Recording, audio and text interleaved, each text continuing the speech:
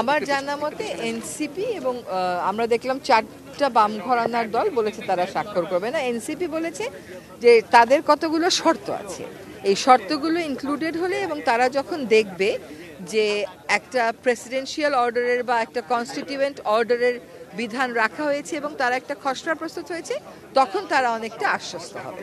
আপনার একটা ঘটনা একটু বলে, আজকে যে অনাকাঙ্ক্ষিত ঘটনা ঘটেছে সেইখানে যারা জুলাই যোদ্ধা অবস্থান নিয়েছে তারা আপনারা বলছেন যে জুলাই যোদ্ধাদের প্রতি আপনারা বিমাত্র সুলভ আচরণ করেছেন, তাদের আসলে যে ওয়েল ট্রিট সেটা আপনারা করেননি। এটাকে আপনি আসলে দেখেন, বিমাতা সুলভ আচরণের তো প্রশ্নই আসে না। আপনি যদি প্রথম থেকেই চিন্তা করেন যে জুলাইয়ে যারা আহত হয়েছেন, যারা চোখ হারিয়েছেন, তাদের জন্য আমরা কর্তব্যবোধ থেকেই কতটুকুন ব্যবস্থা নিয়েছি, তাহলে এই কথা বলার কোনো সুযোগ নেই। আজকে একটা ঐতিহাসিক পটভূমিতে এই টেনশনটা সৃষ্টির তো কোনো প্রয়োজন ছিল না। সরকার যেখানে সবসময় তাদের সাথে কথা বলে, জুলাই ফাউন্ডেশন বলে একটা ফাউন্ডেশন আছে, সেইখানে কথা বলেই কিন্তু এই বিষয়গুলো সমাধান করা যেত। তাদের 3টা দাবি ছিল, আমি দেখলাম যে ঐক্যমত কমিশন সে 3টা দাবিও মেনে নিয়েছে। তারপরে আসলে শান্তিপূর্ণ হলেই বিষয়টা ভালো। এই জুলাই সনদে শাসন ব্যবস্থায় বেশ কিছু পরিবর্তনের কথা আছে।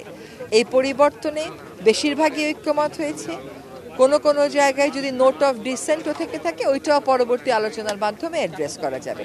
ফলে আমি মনে করি সত্যিকার পরিবর্তনের প্রাথমিক যাত্রাটা আমরা আজকে শুরু করতে পেরেছি। আজকের দিনটা আসলে কেমন হবে আমরা সব মিলিয়ে আসলে দেখেন, একটা রাজনৈতিক প্রসেসে আকাঙ্ক্ষিত, অনাকাঙ্ক্ষিত, প্রত্যাশিত, অপ্রত্যাশিত সব রকমের ঘটনাই ঘটবে। তবে আমি জুলাইয়ের পক্ষে সকল শক্তিকে আহ্বান করব যে তারা যেন সবসময় আলোচনায় বসেন। একটা বিক্ষোভ কর্মসূচি না দিয়ে আলোচনায় বসার যথেষ্ট সুযোগ আছে।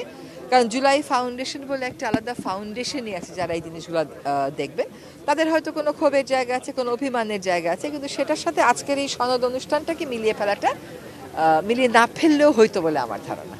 জুলাই সনদটা অনেকেই সাইন হয়তো বা করবেন, একটা ডাউট আছে। অনেকেই মানে এনসিপি অথবা না, এনসিপি বলেছে যে তাদের কিছু শর্ত আছে, তারা হয়তো আজকে সাইন করবে না, তারা কখনোই সাইন করবে না, একথা তো বলে। এবং একটা রাজনৈতিক প্রক্রিয়া আপনার এরকম মতবিরোধ, মতানৈক্য থাকতেই পারে। আমরা ঐক্যমতের মাধ্যমে যেহেতু আঁকাচ্ছি, দেয়ার ক্যান বি টেনশনস। মানুষ তার আইডিওলজিক্যাল জায়গা থেকে টেনশন করতে পারে, সে যেভাবে দেখেছে সেভাবে হয়নি বলে একটা টেনশন থাকতে পারে। সেগুলো আমি মনে করি মিটিয়ে আলাপ আলোচনার মাধ্যমে যতটুকু সম্ভব আমরা মিনিমাইজ করে আনার চেষ্টা করি।